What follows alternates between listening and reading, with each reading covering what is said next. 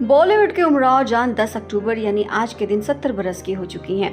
भानुरेखा गणेशन तो एक हैं, लेकिन उनकी जिंदगी से जुड़े हुए रहस्य कई हैं। साउथ स्टार शिवाजी गणेशन और पुष्पा वल्ली की ये बेटी मांग में सिंदूर भरे अक्सर दिख जाती है। जब सोशल मीडिया का दौर नहीं था, फिल्मी पत्रिकाएं एकमात्र सहारा हुआ करती थी।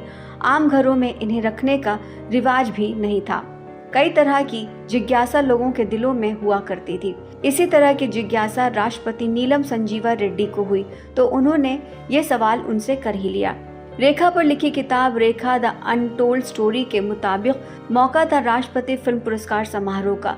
रिवायतन राष्ट्रपति सबको सम्मानित करते हैं। रेखा को 1981 की कल्ट फिल्म उमराव जान के लिए बेस्ट एक्ट्रेस का अवार्ड मिला था। रेखा स्टेज पर पहुंचती हैं। तत्कालीन राष्ट्रपति नीलम संजीवा रेड्डी इस एक्ट्रेस से सवाल पूछ लेती हैं कि आप मांग में सिंदूर क्यों भरती हैं। रेखा ने जवाब दिया था, मैं जिस शहर से आती हूँ वहाँ मांग में सिंदूर भरना आम बात है, मतलब कि फैशन है।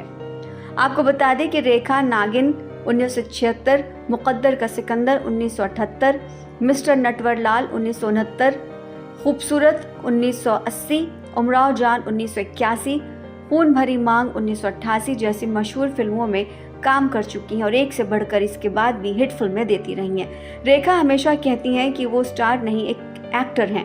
उनके लिए किरदार ज़्यादा अहम है और मैं लीड नहीं हूँ। रेखा ने 1996 में आई खिलाड़ियों का खिलाड़ी में नेगेटिव रोल करके सबको हैरान कर दिया था। सिमी ग्रेवाल के शो में रेखा से जब पूछा गया भानुरेखा क्या करना चाहती थी, तो उन्होंने कहा था, एक्टर तो बिल्कुल नहीं बनना चाहती थी, मैं शादी करके अपना घर बसाना चाहती थी। पता नहीं क्यों, पर मैं ऐसा ही चाहती थी। रेखा ने कई मौकों पर कहा कि वो कभी भी अपने दिल की बात खुलकर कह नहीं पाई। क्या सोचती हैं इसका इजहार नहीं कर सकी।